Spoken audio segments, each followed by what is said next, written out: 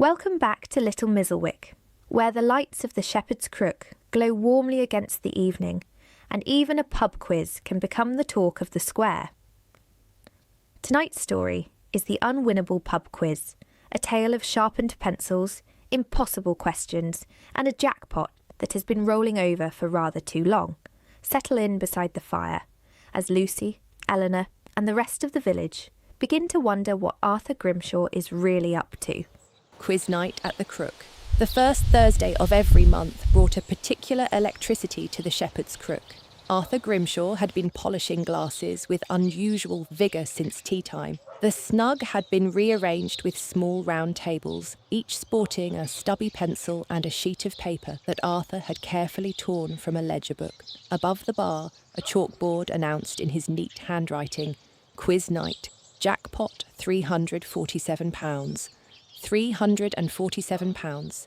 The number had been building long enough that people had stopped thinking of it as new money, the way a savings jar at the back of a kitchen cupboard stops feeling like currency and becomes something else instead. Something abstract, almost ceremonial. Several villagers could recall when it had been lower, though the quiz itself was not as old as the legend surrounding it might suggest. Arthur had started it the winter before last, a damp November when the pub needed something to draw people in on a weekday. He had charged £1 a team, written the first set of questions himself, and the thing had simply taken hold. What nobody could quite explain was why the jackpot had never been won.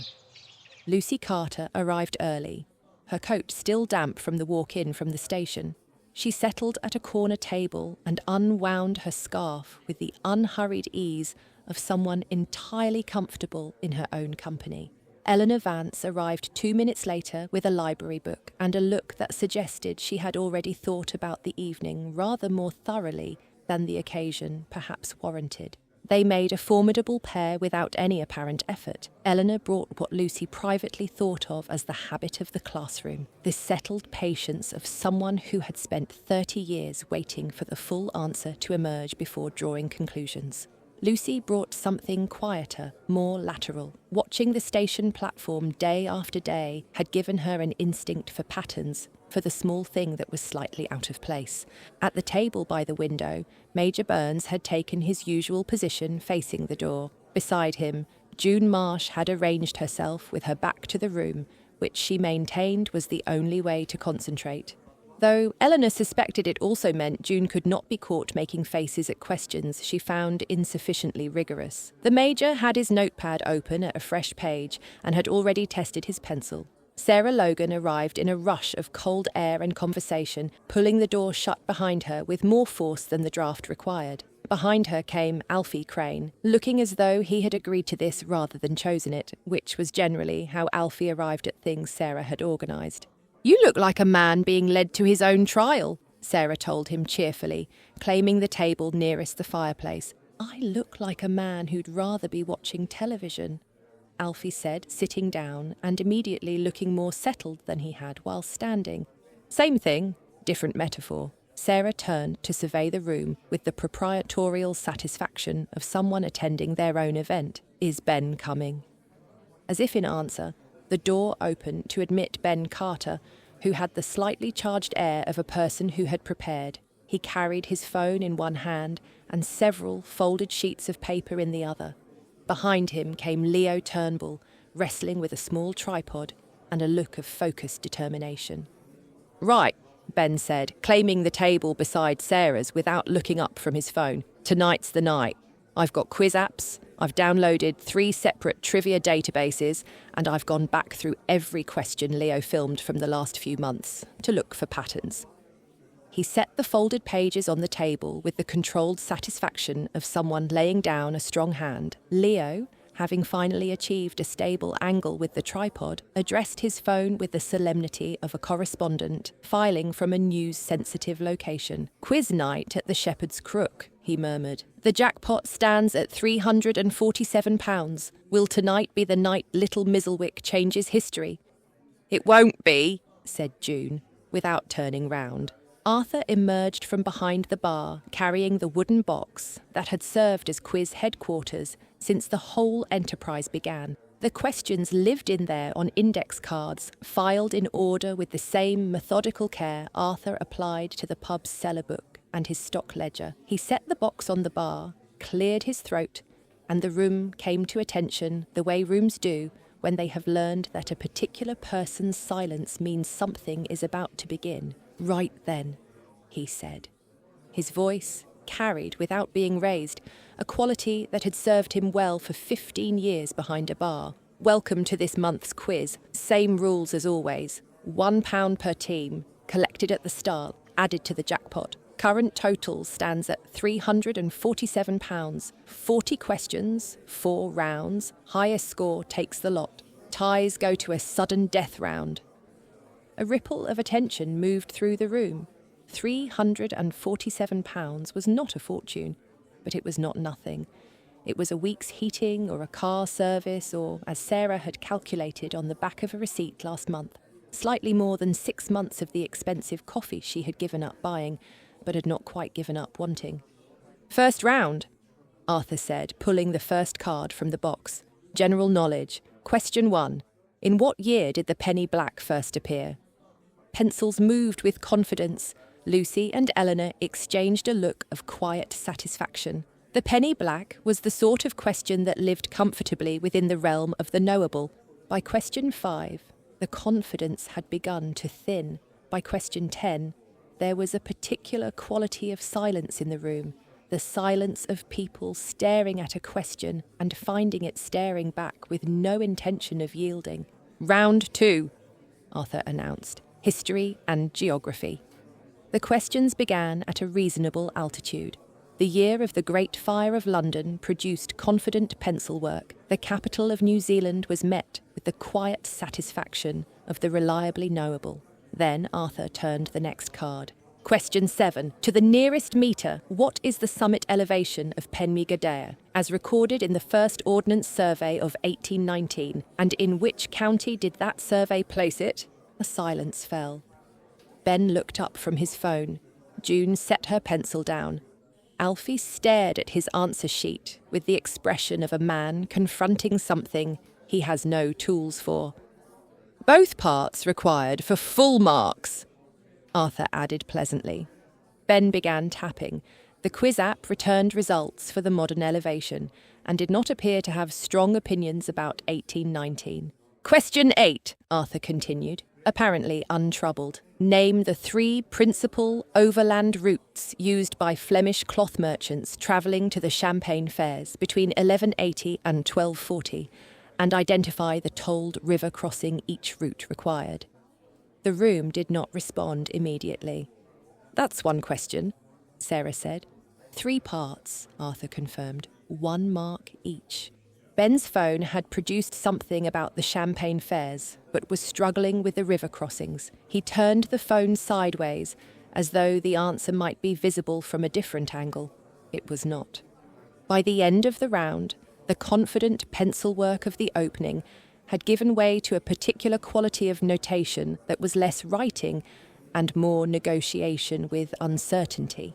Round 3, Science and Nature, produced a question about the specific atmospheric conditions required for a double fog bow that nobody in the room could answer with any conviction, and a further question about the dormancy cycles of a species of beetle native to cloud forest in Guatemala, which Ben's 3 trivia databases agreed was real but declined to elaborate on. Last round, Arthur announced, arts and literature. The first question was about Shakespeare, entirely fair. The second concerned a well-known piece of classical music, manageable. The third departed from familiar territory with a degree of confidence that the room found slightly alarming. June Marsh set down her pencil. She did not sigh because June's dissatisfaction expressed itself through stillness rather than noise, but the particular quality of her stillness communicated something that carried across the room perfectly well. Arthur Grimshaw, she said with the measured cadence of someone who has decided to say the thing plainly.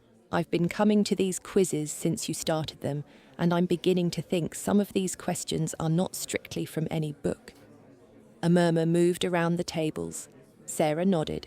Alfie looked at the ceiling with the expression of someone relieved that a thing had been said that he had been thinking for some time.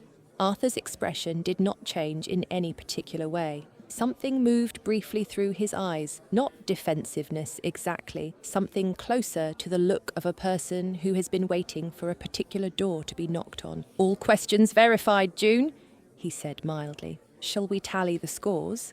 The scores, when announced, were clustered in a range that had become so familiar it had acquired the quality of inevitability. Lucy and Eleanor had managed 31 out of 40. Ben and Leo had achieved 29, despite their technological support, or perhaps because of it, since Ben had spent several minutes of round 3 arguing with a quiz app that appeared to be American and had different opinions about spelling. The Major and June had scored 30. Sarah and Alfie had surprised themselves with 28. "Close competition," Arthur said, "but no winner tonight. Jackpot rolls over to £354 for next month." Teams began to gather their things, the usual moment of dispersal, coats retrieved, pencils pocketed, glasses taken back to the bar. But something had been dislodged this evening, some unspoken agreement that the questions were simply difficult rather than deliberately so, and in the draft that followed it, a new question had moved quietly into the room. Ben, rolling up his useless research, voiced it for the table at large. Where does that money actually go? It's been building since he started the thing. Someone must know what happens to it if it's never won. Arthur was wiping down the bar with his usual precision. He showed no sign of having heard. But Lucy, watching from the corner table with her scarf back on and her coat half buttoned, noticed the slight pause before the cloth resumed its work. She noted it the way she noted things at the station, not as a conclusion, but as something to return to. Village suspicions. The morning after quiz night arrived clear and cold, with the particular brightness of an autumn day that has no intention of warming up. Sunlight came through the windows of Henderson's stationery at a low angle, cutting across the counter and illuminating the fine drift of dust that gathered above the postcard rack, regardless of how often it was addressed. Sarah Logan stood at the counter, ostensibly purchasing a packet of envelopes, but conducting alongside this a preliminary exchange of intelligence with Graham Henderson, who was engaged with equal ostentation in the sorting of a box of pencils.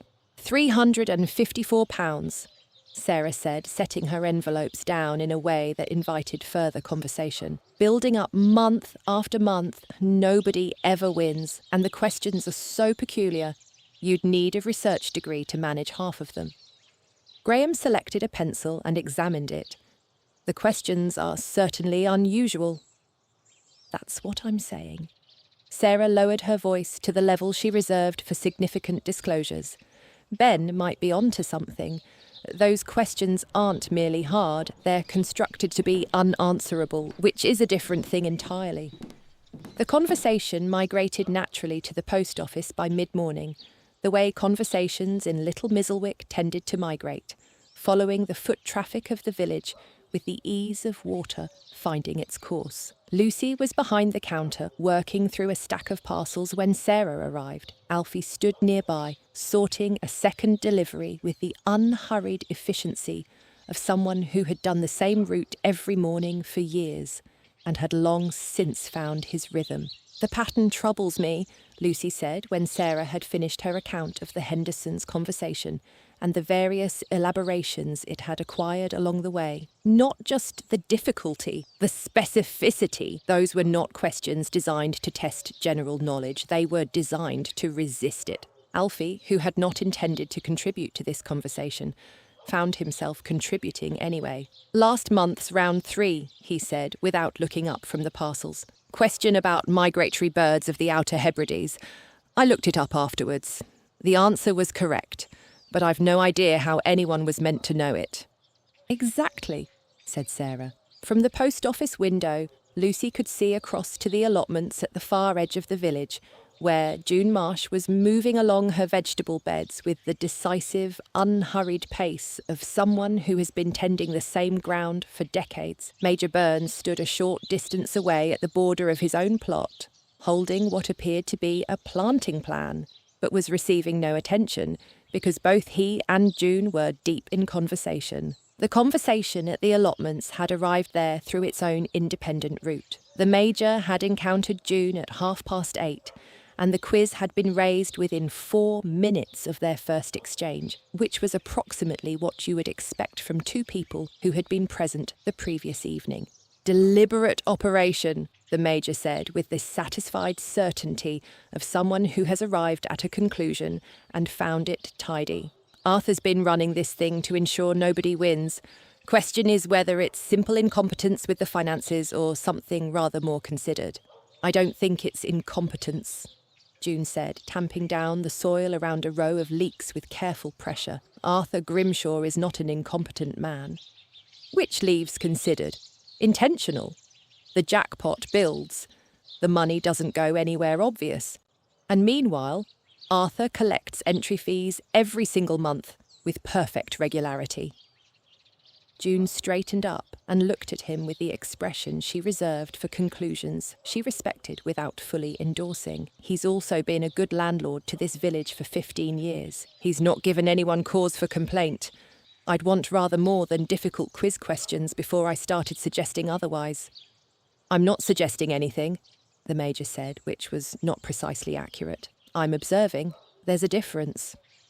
Ben arrived at the allotments shortly after 11, having spent the morning visiting several establishments for reasons that were nominally practical, but were in fact the beginning of an informal inquiry into Arthur's quiz-related history. He had gathered testimony from 4 people, cross-referenced the accounts, and had arrived at the allotments with the slightly heightened energy of someone who has found that their theory is becoming more rather than less interesting. Nobody remembers anyone ever winning, he said, pulling out his phone to check a note. Not once since he started the thing. Mrs. Bridges at the post office said her husband's team scored 38 once and thought they had it. And then the final round came in at an average of 4 points per team. And that was that. The Major received this with approval. Consistent pattern, deliberately maintained. I've been looking at what's available about Arthur publicly, Ben continued. Before he came here, there's not much to find. He bought the pub, he settled in, and that seems to be more or less the whole of it. There's nothing unusual in that, June said. He's a private man. That's not the same as a suspicious one. Ben acknowledged this with the slight reluctance of someone whose argument has been handled rather than defeated. He was still formulating his next point when Eleanor Vance appeared at the allotments gate, wearing her good coat and the expression of someone who has been doing something methodical and has information to share. "Good morning," she said to the group assembled on the path between the beds. "I've been at the village archive." All activity paused. The Major's planting plan was lowered. "The quiz started 20 months ago," Eleanor said, settling on the wooden bench at the edge of June's plot. "Initial jackpot was £20, entry fee £1 per team. For the first 4 months, the jackpot was won. Small amounts, £2 or £3 above the entry total, but people did win. The last recorded winner was a team of 3 who took home £62 on a question about local history that it seems happened to include something they genuinely knew. This was new information, so it wasn't always impossible," the Major said. "It became that way gradually," Eleanor confirmed. "The questions grew more difficult through months 5 and 6, and by month 7 the winning streak ended.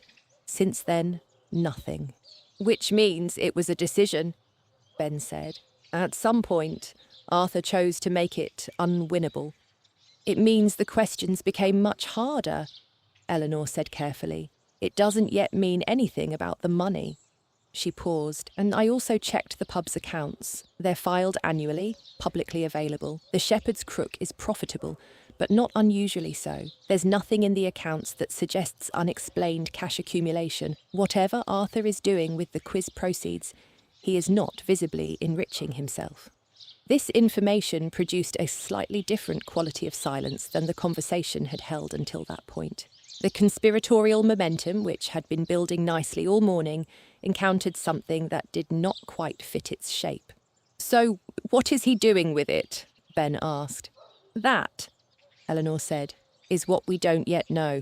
I suggest we pay attention before we draw conclusions, not surveillance," she added, seeing the Major's expression move towards enthusiasm. "Simply attention. We're in the village. We observe what we observe. If there's a pattern to be found, it will show itself." Ben looked at his phone and then at Eleanor. "That's basically the same as surveillance." "It is substantially different in character," Eleanor said, which ended the exchange. Following the money.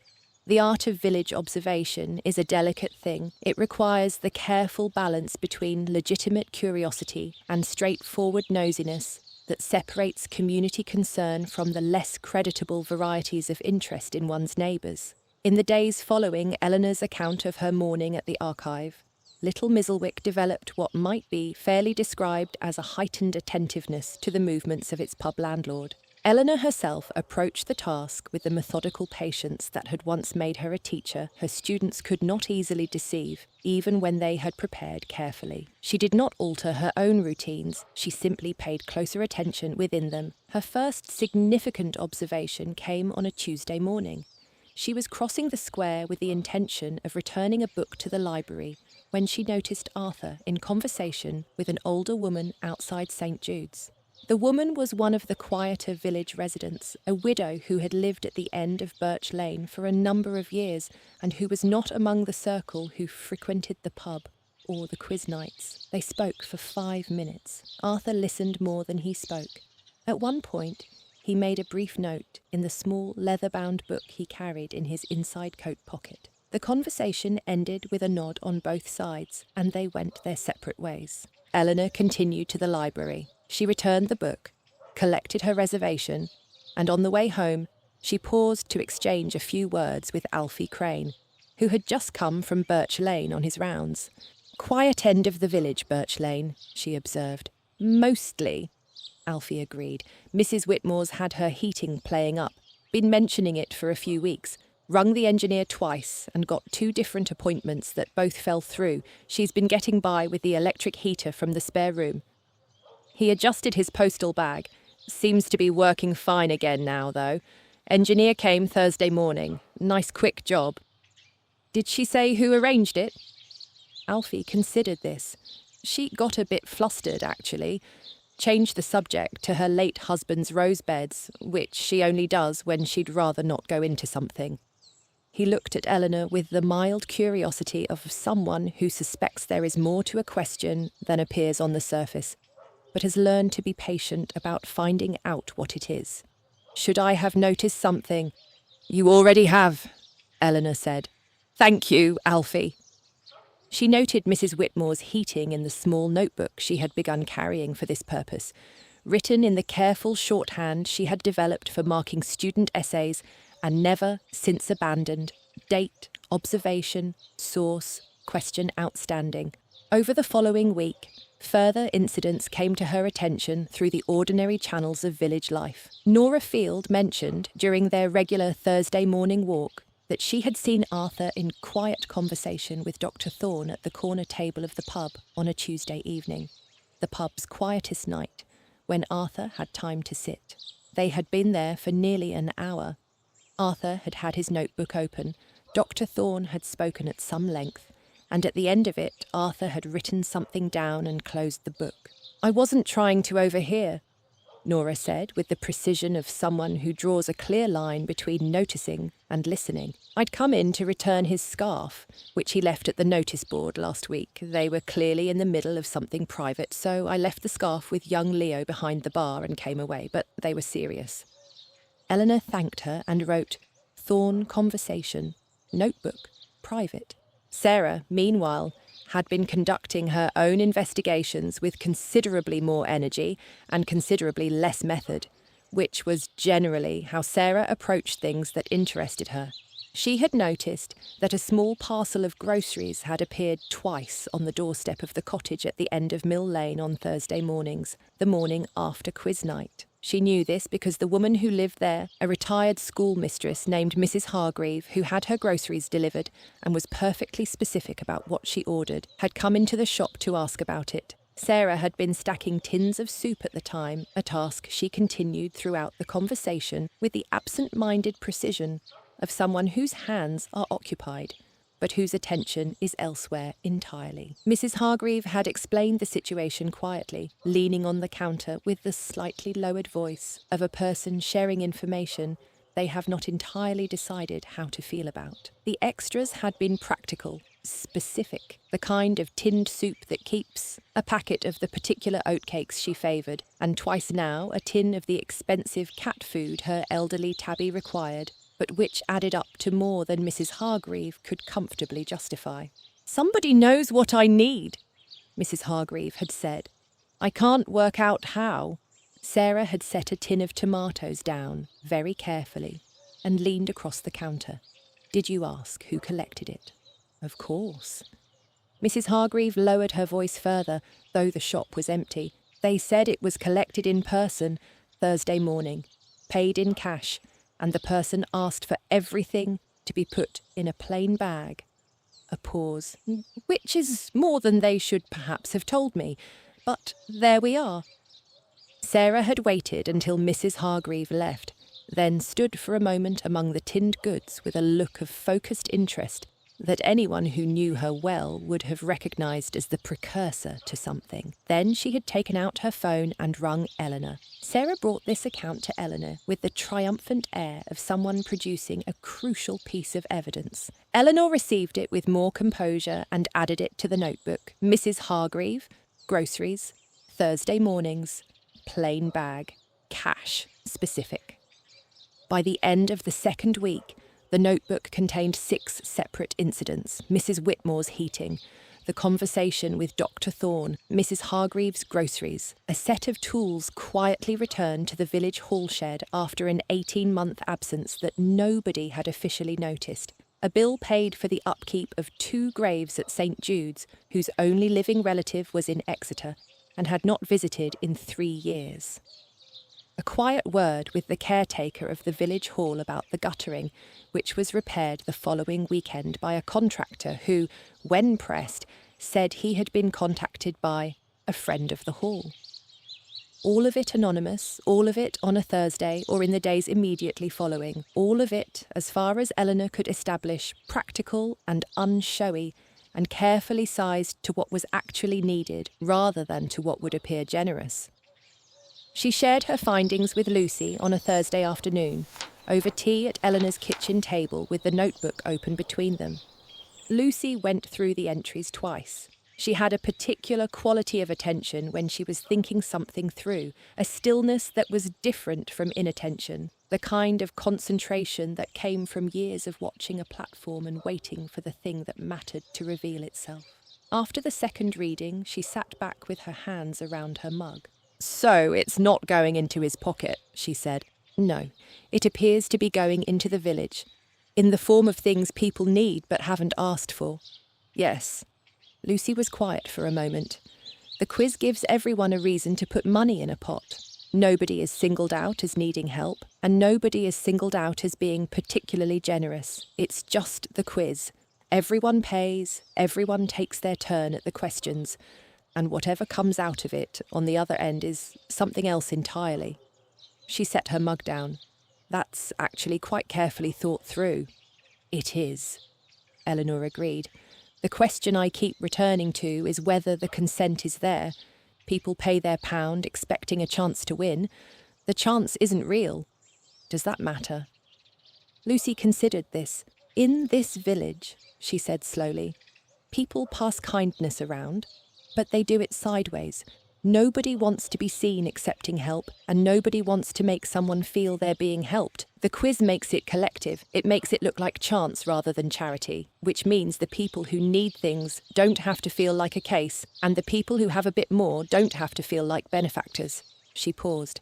"I'm not sure that's dishonest exactly. I think the disguise might be the whole point." Eleanor looked at the notebook. "You think the form of it is doing real work?" "I think if you took away the quiz and put a tin on the bar and called it a village welfare fund, half the people who benefit from it now would never come near it." "You're probably right," Eleanor said. She closed the notebook. "But we should ask him." Before we decide to say nothing, we should hear it from Arthur himself. A quiz that belongs to the village. The conversation came on a Tuesday evening when the pub was quiet and the last customer had been seen off with a good night and the sound of the latch falling back into place. Eleanor and Lucy had timed it with the care of people who understood that some conversations are best had when there is no audience and no need to perform. Arthur was polishing glasses when they came in. He did not seem surprised to see them, which they both noted. "I thought it might be you two," he said, setting the glass down and reaching for another. "The questions are impossible," Eleanor said without preliminary. Deliberately so, and we've been watching where the money goes. Arthur's hand continued its work on the glass. He did not stop, but the quality of his attention shifted. He was listening in the way that people listen when they are deciding how to answer something they have been waiting to be asked. "Mrs. Whitmore's heating," Lucy said. "Mrs. Hargreaves' groceries, the graves at St. Jude's, the village hall guttering, various other things." Arthur set the glass down with care and reached under the bar for his notebook. He opened it at what appeared to be a well-used page, neat columns of figures in his handwriting, dates down the left side, amounts and brief annotations filling the rest. Mrs. Whitmore's boiler, £112. Mrs. Hargreaves' weekly supplement, £18. The graves, £40 annually. The hall guttering, £65. He looked at them. "Various other things, as you say." "The quiz money," Lucy said. "Yes." Eleanor leaned against the bar. "Why the quiz? Why not simply a collection? A fund of some kind?" Arthur was quiet for long enough that the silence had a shape to it. He turned the notebook over in his hands, not looking at it. "When I came here," he said, "I was in a poor way. My father had just died. I had lost the job I'd had for 12 years, and most of what I thought was solid had turned out to be less so than I'd believed. I came to Little Mizzlewick because a friend of my father's had lived here, and I thought I might find something to do, some way of starting again." He paused. "One morning in that first winter, I opened the door of where I was staying and found a sack of coal on the step. Not much. Enough. There was a scrap of paper tucked into the top that said, 'No need to thank me.'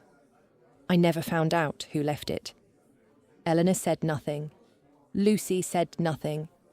The pub held its usual quiet, the particular quality of stillness that settles into old rooms after the noise has cleared. "I've thought about that morning quite a lot over the years," Arthur said. "The thing that mattered wasn't the coal. It was the way it was done. No conversation, no obligation, no chance for me to feel that I owed something to a person I'd have to look in the eye every week. Just the thing, left where I'd find it. And then nothing." He looked at them. "I've been trying to do the same thing, more or less. Give people what they need without making them carry the weight of having needed it." "The quiz makes it anonymous," Lucy said. "It makes it collective," Arthur said. "Nobody's giving charity. Everybody's playing a game, putting in their pound, having a Thursday evening out. Whatever comes out of the pot afterwards is separate, or it feels that way." "But people believe they have a chance of winning," Eleanor said quietly. It was not an accusation. It had the quality of a question that she had been sitting with for 2 weeks and was finally asking to his face. Arthur met her eyes. "I know that. I stand up there every month and ask my impossible questions and watch people try their hardest, and it troubles me every time." He closed the notebook. "But I ask myself whether any of them would want me to stop, if stopping meant a neighbour went without heating through January. I don't know the answer. I tell myself I don't know the answer." Eleanor looked at the notebook on the bar, at the neat columns of figures, at the record of a 2-year accumulation of small, practical kindnesses delivered without attribution. "The books balance," she said, "in the way that matters." Lucy reached across and rested her fingertips briefly on the cover of the notebook. "You don't have to carry the knowing of it by yourself anymore," she said. "That's all this is. 2 people knowing." Arthur looked at them both with an expression that was not quite the one he had been wearing before. Something had eased in it. He had clearly expected something other than this. "You're not going to say anything?" he asked. "To whom?" Eleanor replied. "And to what end?" Arthur said nothing. "We'll have our usual table next Thursday," Eleanor added. "I expect the jackpot will be suitably impressive." They left him to the glasses and the quiet and the particular look of a person who has discovered that a thing they have been carrying alone is slightly lighter than it was before. The following Thursday brought quiz night with its familiar anticipation and its familiar furniture. Arthur's chalkboard, the ledger paper answer sheets, the wooden box behind the bar. The jackpot stood at £361. Lucy and Eleanor arrived at their corner table.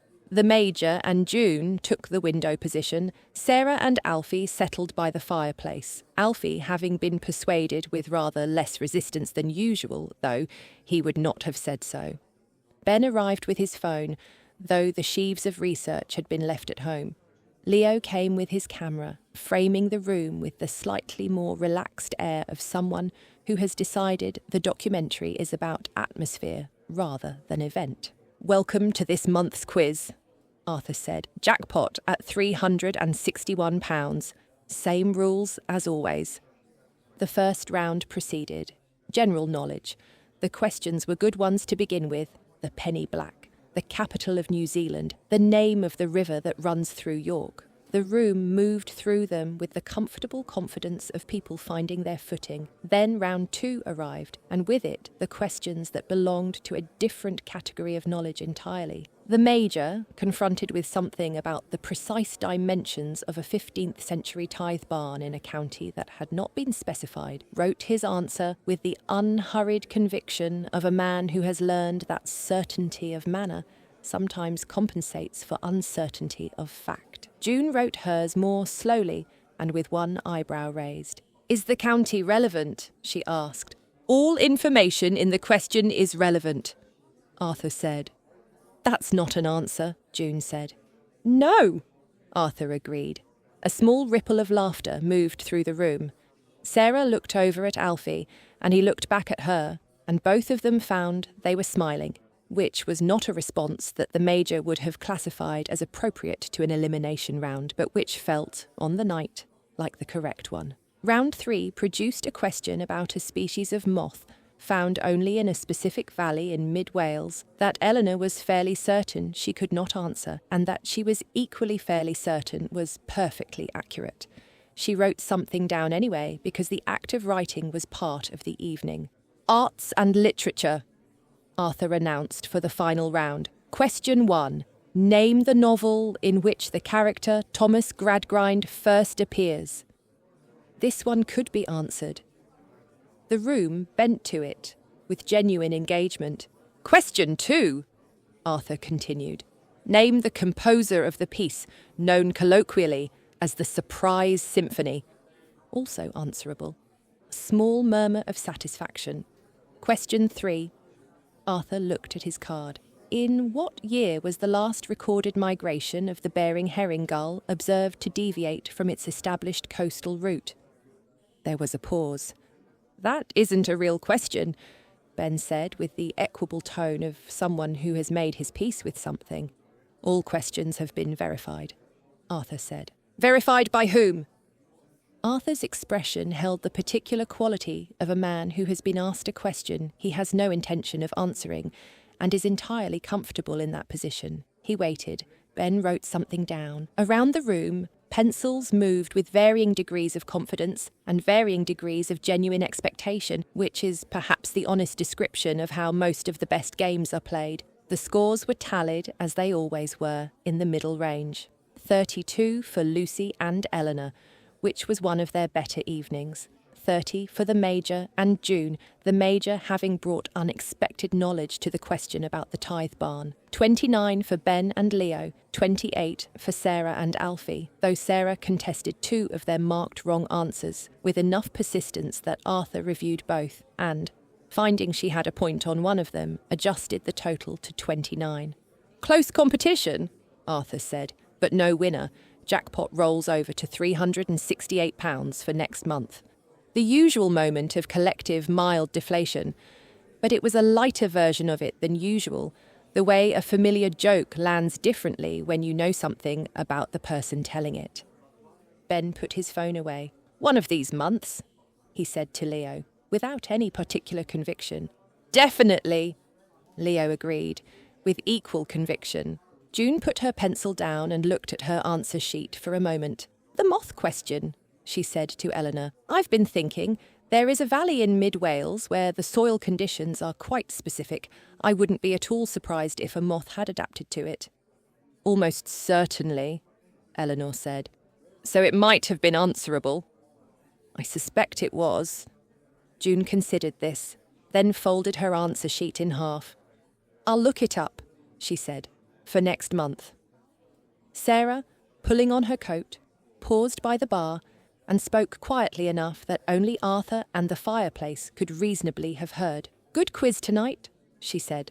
"I always enjoy it." "I'm glad," Arthur said. She looked at him for a moment, the warm, direct look of someone about to say more, and then deciding that what she has said is enough. "Same time next month, then." "Same time next month," Arthur said. Eleanor and Lucy were among the last to leave. They walked out into the cool night air, the cobbled square empty, apart from the light from the pub window behind them, and the faint sound of Arthur finishing up inside. "The moth question," Lucy said, after they had walked a short distance. "I know." "It was genuinely interesting." "It was," Eleanor agreed. They walked on a little further. The square gave way to the lane that led towards the green, and beyond it, the quieter residential edge of the village. It was a clear enough night to see the outline of St. Jude's Tower against the sky. "Next month," Lucy said, "when he asks about the dimensions of something implausible, I'm going to write down my best guess and not feel the least bit bothered about it." "We all will," Eleanor said, "because we know what we're really putting in." The lane curved gently. Somewhere in the direction of the station, a light was still on. They walked without hurrying, the way people walk when they are in no particular rush to be anywhere other than where they are, and the conversation had wound down to the comfortable kind of silence that does not need filling. The jackpot would roll over again next month. It always did. The questions would be impossible, as they were meant to be, and the village would put in its pound a team and take its Thursday evening and go home none the wiser, which was exactly how Arthur had always intended it. Thank you for spending this little while in Little Mizzlewick. I hope you enjoyed the questions, the quiet suspicions, and the warmth tucked between the answers. If this story made you smile, or reminded you of a village quiz of your own, do leave a comment below. A Little Mizzlewick story from Once and Otherwhere, where small stories have big hearts.